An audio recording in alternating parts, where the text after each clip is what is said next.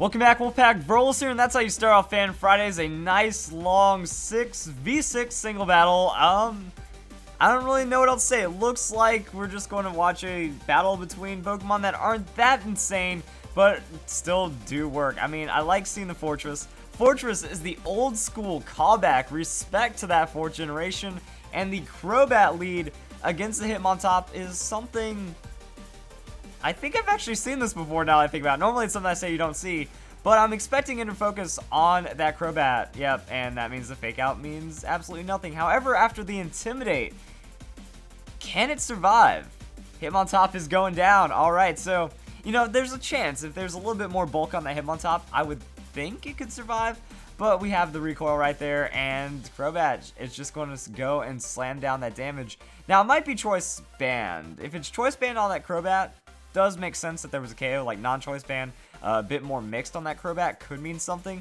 And Goodra comes in, Fortress, free Stealth Rock, so that works. And then you have to switch out the Fortress because that is definitely, absolutely going to be a flamethrower. So you bring in the Politoed and you make it rain, and then you like hyper resist that flamethrower.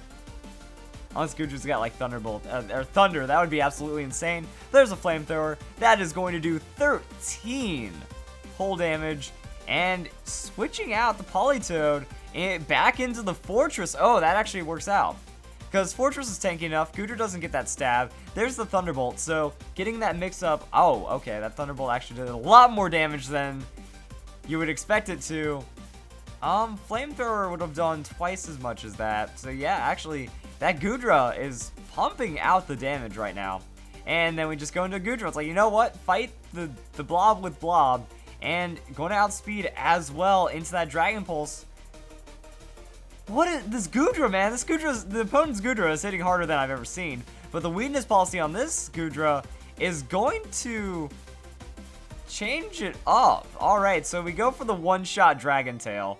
Gooey's gonna kind of make it slower, but Goodra's not meant to go fast anyways. That's absolutely weird. But the weakness policy, cool tech, and now Goodra's got the damage. So, going to have to switch out your Goodra though. Just like Psychic, Dazzling Gleam, stuff to worry about on that Alakazam. As we go into the Greninja, but you're switching in your Greninja into a Dazzling Gleam. Super effective, not gonna be enough. Somehow Greninja survives that, which is really weird. But that's the thing. Are we just going to see like random like spikes out of this? Greninja, Dark Pulse, playing it safe. The Shadow Sneak. Alright, so throwing out the Shadow Sneak. Coming that Ghost type, and that is going to hit for not a lot of damage. And the Black Sludge going to heal up most of that damage from the Shadow Sneak anyways. And that's going to be a withdrawal. So deciding to go for some double switching right here into the Miltank. Miltank, I guess, is just going to eat like an Ice Beam or something, but no, it's actually full physical Greninja on that U-turn. Going to go Bug type, going to do a little bit of something to the Miltank, and I'm wondering if that's actually like Focus Sash Greninja. It was meant to switch in to like force out the Alakazam, but it doesn't have like the Dark Pulse or anything. Weird stuff.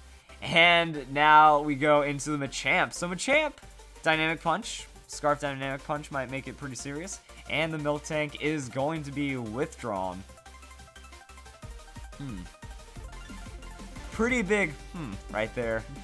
So Point Stone's going to be switching out right there, and there's a Dynamic Punch. So Confusion works. Scarf would be bad, but if it isn't Scarf on that Machamp, then it kind of gets to do whatever it wants from this point. Ice Punch could be massive. Bullet Punch is coverage, and the Bulk Up. So Bulk Up Dynamic Punch on the Machamp. I'm loving it. That's my old set right there. I used to just run, you know, you get them confused, you set up Bulk Ups, and you just tank it out and hope for the best. But Amoonguss has a Spore. This battle is kind of weird. I know it took me a while to realize it, but this battle is... it's all over the place, and I kind of like it. I hope you guys like it. This is...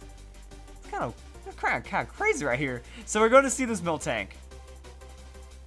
Miltank's coming in. I mean, that's bold. You know, Machamp's asleep, so you gotta make this Miltank count right now, or else it's gonna just die to a Dynamic Punch. Champ wakes up, GG right there, and Miltank has a Stealth Rock. So Stealth Rock, trading a little bit of setup. Now we have Stealth Rocks on both sides. Then there's a wake up in the dynamic punch. So finally we get an opponent's Pokemon to go down right here. And Fortress is still up. So I mean, that's spikes. That's a little bit of extra layering that could happen. And then we're back into the Batman. I mean, that's close. I think you take those. So the Bullet Punch on the Batman will barely not be enough to knock it out. But I was expecting, you have that bulk up. And you have a full health Machamp, but it's not going to survive. Alright, so that is the Choice Band Crobat for sure right now. But the recoil is going to trade. So, I mean, I guess you take that worth right there. Bullet Punch could have been a low roll. Maybe you could have tried to get a little bit more damage. That could have changed the battle right there. And that's the Greninja versus the Alakazam matchup. So, Pointed Stones are going to make Greninja an absolute non-factor. I guess that's what you do. To try to regain the neutral, you go into your Pokemon that's going to faint to the rocks, and now you just know they have an Alakazam, so you make your counter pick accordingly. Starts to rain, and that's an Energy Ball. So Alakazam bringing a little bit of that coverage right in there. Energy Ball for the damage, not enough, and there's a Scald coming back. So rain boosted Scald. I feel so bad for Alakazam, man.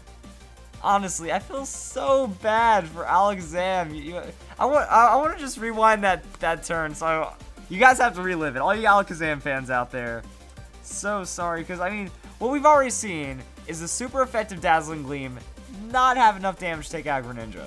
Super effective Energy Ball after the Stealth Rocks, not enough to take out the Politoed, and then it goes down to the Politoed. And the video's not dead. See, this happened right here.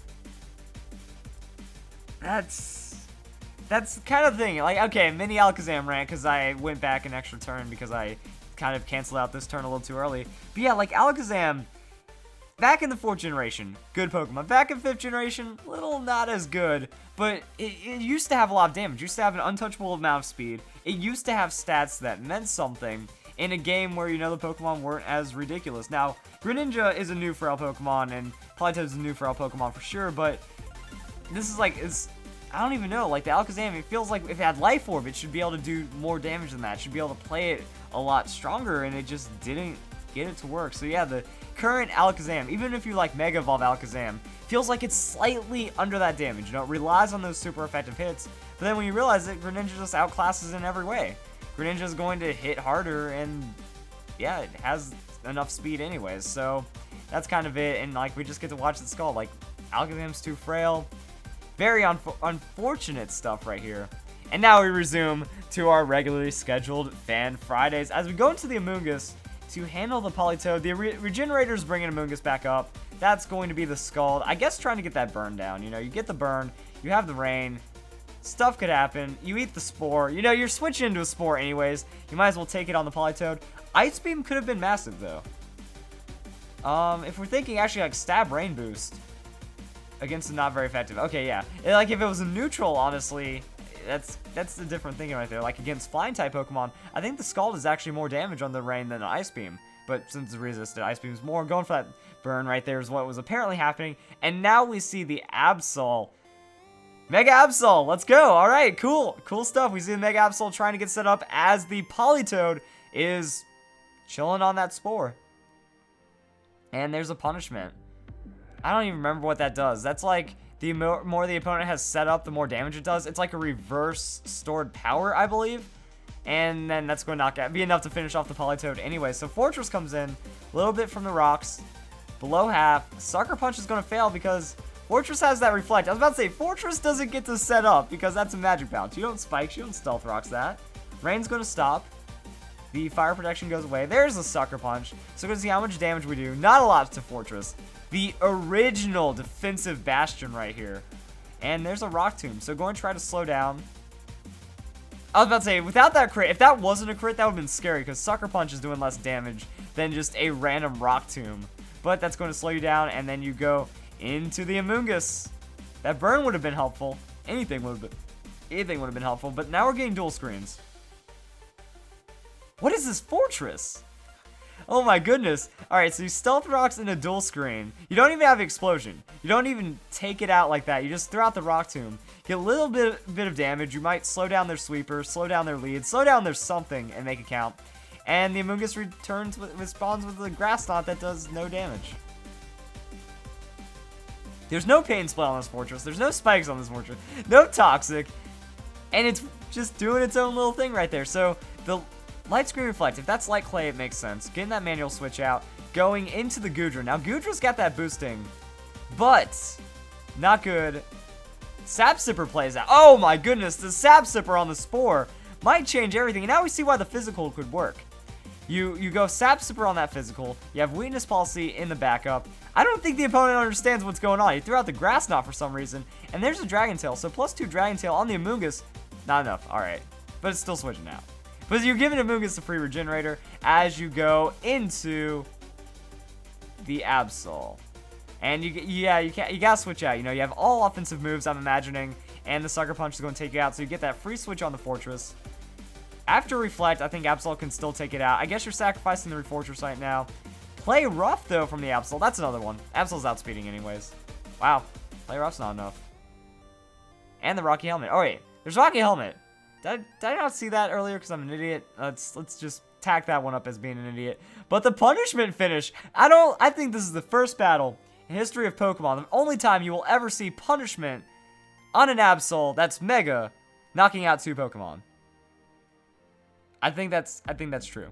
So now we're back in to the Amoonguss Goodra stare down right now.